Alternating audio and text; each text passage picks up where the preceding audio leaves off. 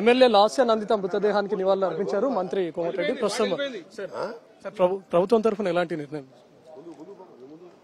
ముఖ్యంగా ప్రభుత్వం తరఫున, మా ముఖ్యమంత్రి గారి తరఫున, నా తరఫున, రాష్ట్ర ప్రభుత్వం తరఫున ఆ కుటుంబానికి ధైర్యాన్ని ఇవ్వాలని, లాస్య నందిత మరణించడం బాధాకర సంఘటన, ఆ కుటుంబానికి ధైర్యాన్ని ఇవ్వాలని చెప్పి మా ముఖ్యమంత్రి గారు, మా రాష్ట్ర ప్రభుత్వం తరఫున వారికి, మా ఎమ్మెల్యేల పక్షాన, ఆమె మా సహచర ఎమ్మెల్యే 3 మాసాలు కూడా కాలే గెలిచి మరణించడం బాధాకరం. గతంలో 2 సంఘటనలు జరిగాయి. మన నల్గొండ యాక్సిడెంట్ అయినప్పుడు తలకు గాయాలైనాయి, అంతకుముందు లిఫ్ట్ లో ప్రమాదం జరిగింది.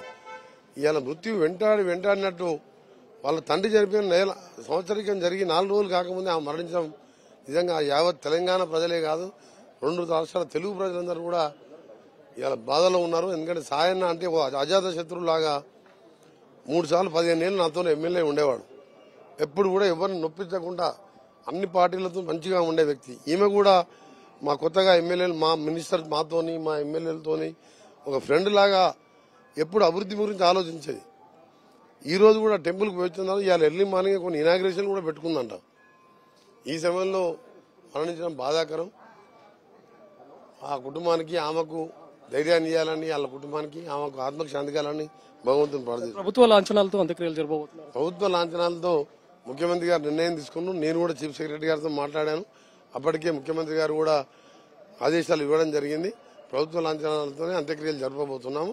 ఆ కుటుంబానికి మా ప్రభుత్వం తరఫున అన్ని విధాలుగా వాళ్ళ అమ్మగారికి, వాళ్ళ సిస్టర్స్ కు, మా కుటుంబం, మా గవర్నమెంట్, మా ముఖ్యమంత్రి గారు ఎప్పుడు కూడా అండగా ఉంటుంది. ప్రమాదం జరిగిన తీర్పునే పోలీసులతో మాట్లాడాను. డివైడర్ తాకిందని చెప్పారు. ఇంకా క్లియర్ గా ఎంక్వైరీ చేస్తున్నారు.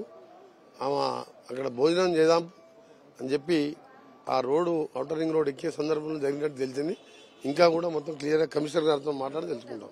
సో ప్రస్తుతం ఎమ్మెల్యే లాస్య నందిత మృతదేహానికి మంత్రి కోమటిరెడ్డి నివాళులు అర్పించారు. ఆ తర్వాత ప్రభుత్వ లాంఛనాలతో అంత్యక్రియలు జరుపుతున్నట్లు ప్రభుత్వం తరఫున నిర్ణయం కూడా తీసుకున్నట్లు చెబుతున్నారు. ఇదే విషయంపైన సీఎం రేవంత్ కూడా క్లియర్ కట్ గా సీఎస్ కు ఆదేశాలు ఇచ్చినట్లుగా తెలుస్తోంది. ప్రభుత్వ లాంఛనాలతో ఎమ్మెల్యే లాస్య నందిత అంత్యక్రియలు జరపాలని కూడా క్లియర్ కట్ గా ప్రభుత్వం నుంచి ఆదేశాలు ఇచ్చినట్లుగా తెలుస్తోంది. మరి అందుకు సంబంధించినటువంటి ఆదేశాలను కూడా సీఎస్ కు జారీ చేశామని చెప్తున్నారు మంత్రి కోమటిరెడ్డి. ఒక యంగ్ ఎమ్మెల్యే అయినటువంటి వ్యక్తి, 3 నెలలు కూడా అవ్వలేదు ఎమ్మెల్యేగా గెలిచినటువంటి వ్యక్తి ఈ రోజు రోడ్డు ప్రమాదంలో చనిపోవడం బాధాకరమైనటువంటి విషయం అని చెప్తున్నారు మంత్రి కోమటిరెడ్డి. కెమెరామెన్ జిల్లా రాజేష్తో రవికుమార్, ఎన్టీవీ, గాంధీ నుంచి.